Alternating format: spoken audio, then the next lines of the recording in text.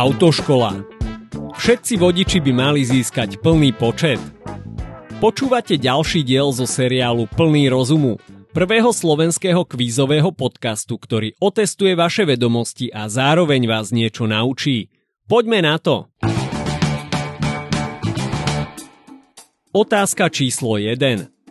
Predné svetlomety do hmly a zadné svietidlá do hmly vodič smie použiť po A. Vždy za zníženej viditeľnosti, po B. Len za hmly, sneženia alebo dažďa, alebo po C. Len za hmly, pretože za sneženia a dažďa je povinný použiť diaľkové svetlomety.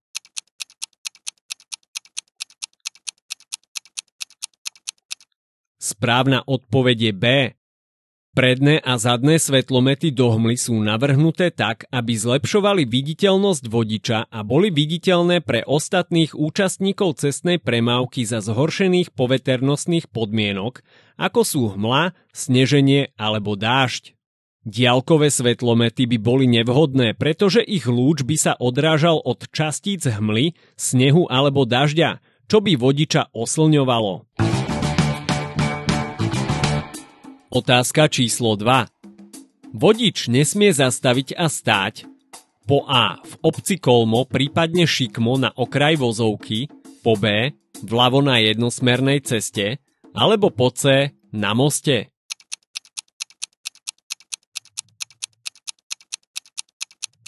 Správna odpoveď je C. Vodiči nesmú zastaviť ani stáť na moste, pretože by to mohlo obmedziť prúdenie premávky alebo v extrémnych prípadoch ohroziť štrukturálnu integritu mosta pri zvýšenom zaťažení. Zastavenie alebo státie na moste môže spôsobiť nebezpečné situácie, keďže ostatní vodiči nemusia mať dostatočný výhľad na zastavené vozidlo a môže dôjsť k nehode. Otázka číslo 3. Ak je nesúlad medzi zvislými dopravnými značkami a vodorovnými dopravnými značkami, tak po A. Zvislé dopravné značky sú nadradené vodorovným dopravným značkám, po B. Vodorovné značky sú nadradené zvislým dopravným značkám, alebo po C. Nadradená je dopravná značka umiestnená bližšie ku križovatke.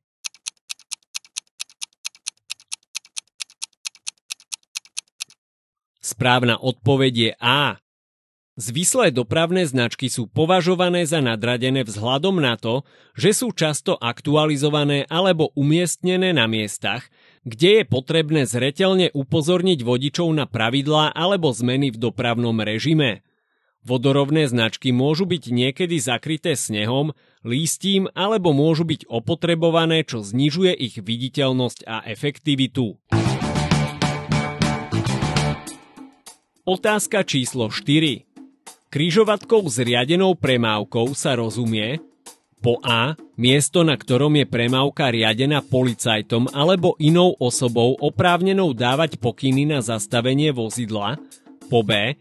Križovatka, na ktorej je premávka riadená dopravnými zariadeniami alebo policajtom, prípadne inou oprávnenou osobou, alebo po C. Každé miesto, v ktorom sa cesty pretínajú alebo spájajú.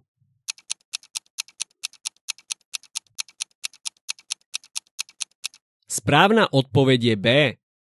Križovatka s riadenou premávkou zahŕňa miesta, kde je premávka regulovaná pomocou semaforov, dopravných značiek alebo kde je riadenie premávky vykonávané priamo policajtom či inou oprávnenou osobou.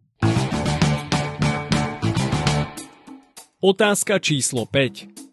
Vodič motorového vozidla nesmie predchádzať iné motorové vozidlo na diaľnici po A.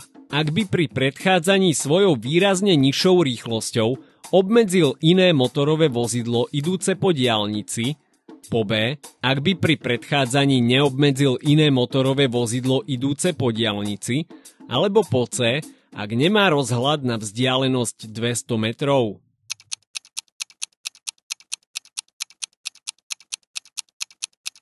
Správna odpoveď je A. Pri predchádzaní na diaľnici je dôležité, aby vozidlo, ktoré predchádza, nemalo výrazne nižšiu rýchlosť ako predchádzané vozidlo. To by mohlo spôsobiť nebezpečné situácie a zbytočné obmedzenie pre ostatné vozidlá na diaľnici. Vodiči by mali predchádzať len vtedy, keď to môžu urobiť bezpečne a bez zbytočného zdržania ostatných vozidiel. Otázka číslo 6. Akú minimálnu vzdialenosť je potrebné zachovať za iným vozidlom? Po A. 1 sekundu potrebnú na zastavenie vozidla, po B. 2 sekundy potrebné na zastavenie vozidla, alebo po C. 3 sekundy potrebné na zastavenie vozidla.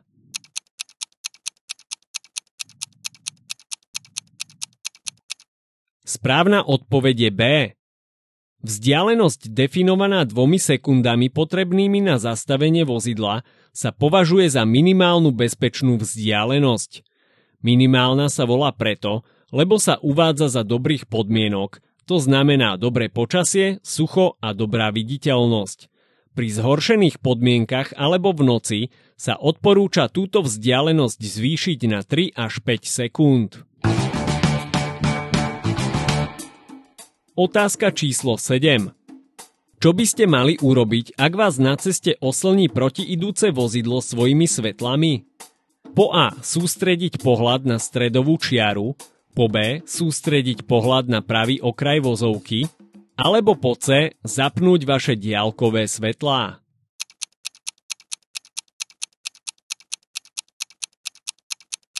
Správna odpoveď je B.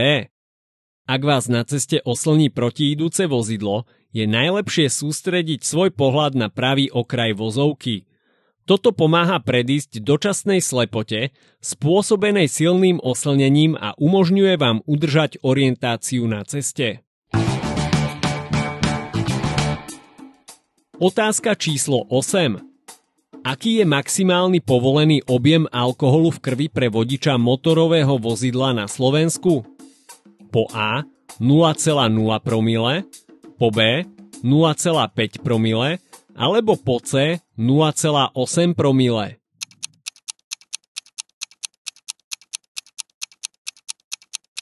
Správna odpoveď je A.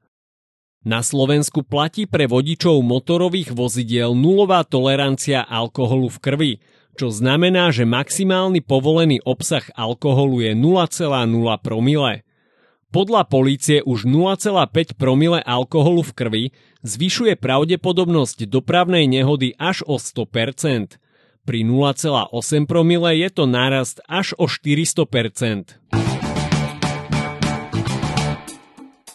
Otázka číslo 9. Kedy je povolené mať zapnuté svetlá na vozidle?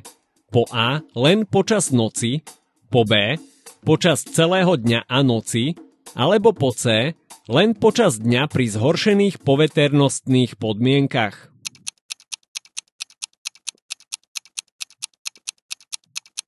Správna odpoveď je B.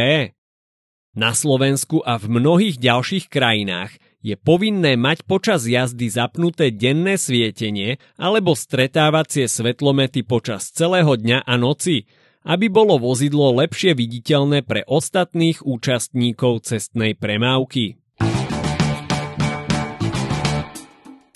A na záver otázka číslo 10. Čo robiť, keď vodič príde na križovatku a semafory sú mimo prevádzky?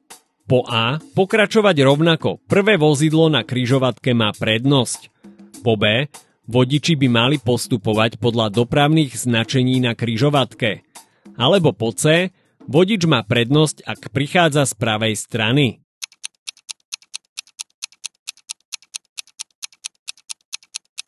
Správna odpoveď je B. Keď sú semafory na križovatke mimo prevádzky, vodiči by mali postupovať podľa existujúcich dopravných značiek a pravidiel, ktoré sú na danej križovatke umiestnené. Dopravné značky poskytujú trvalé usmernenia a pravidlá pre správanie na križovatkách. Môžu zahŕňať značky stop, daj prednosť v jazde, alebo špecifické usmerňovacie značky, ktoré určujú, ako by sa vodiči mali na križovatke správať. Podcast Plný rozumu vám prináša lifestyleový online magazín plný elánu.sk, kde nájdete zaujímavé články. Ak sa vám tento podcast páči, dajte nám odber na Spotify, zanechajte recenziu alebo sledujte plný elánu na Facebooku či Instagrame. A teraz pustite si ďalšiu epizódu a preverte svoje vedomosti.